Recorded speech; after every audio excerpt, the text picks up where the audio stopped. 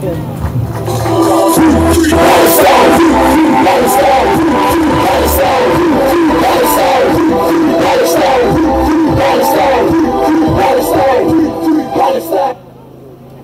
everybody, hope you can hear me. I've been in the Palestine Solidarity Campaign for about 14 years now, but until this point in time, I've always felt very shy about speaking in public.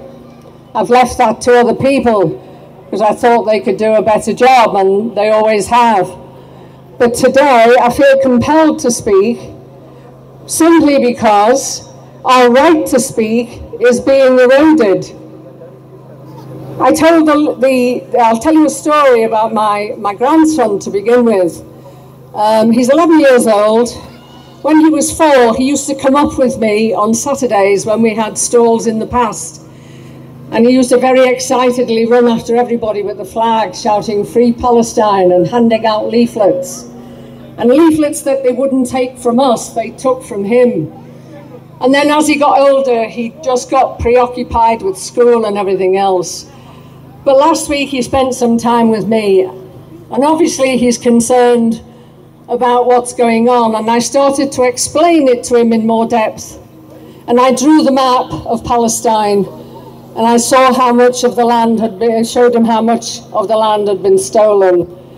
And I told them how West Bank was occupied, there were settlers. I told them about the apartheid, trying to explain it to an 11-year-old mind. And he said, "Are they mad?" He said, "They're just doing what was done to them in the Second World War. Palestinians didn't do that, we did that. We're the ones that should be being punished. Do they want World War III?" And I thought his observations were quite astute for his age. And then I said to him, "You're going to hear a lot of stuff being said, but you know the truth. You just keep that to yourself." But I didn't feel I'd said it strongly enough. And then I rang his mum and I said, "Oh, this conversation I had with him, please tell him not to mention it in school, not to express his views, because he could be referred to Prevent as being in danger of radicalization." And she said, "Don't worry, we've already told him." So this is the point that I want to make. It's about being, imagine telling an 11-year-old to keep his mouth shut, which is an example of how our freedoms are being curtailed. When you look in Germany, the Palestinian flag is banned. In France, the protests are banned. If you stand outside a court in UK with just a piece of paper saying jurists are allowed to convict, make a decision according to their conscience, which is enshrined in British law since the 17th century, you can be arrested for that. And that is all related to the Palestine situation and the boycott that Palestine has asked for, the boycott sanctions, which a lot of people are being taken to court for in terms of things that they did here, for example, getting the Oldham factory shut down, where there were weapons of destruction that were going to be used in Palestine.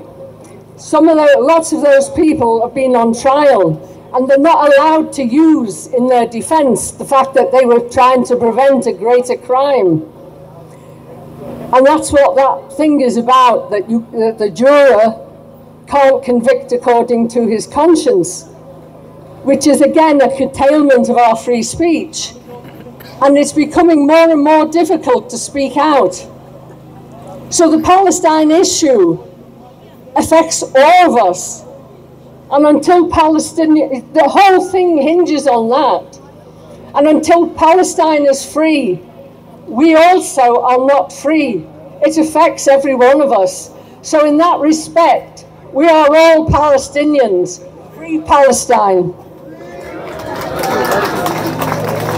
Free Palestine, free Palestine, free Palestine, free Palestine, free Palestine, free Palestine, free Palestine, free Palestine.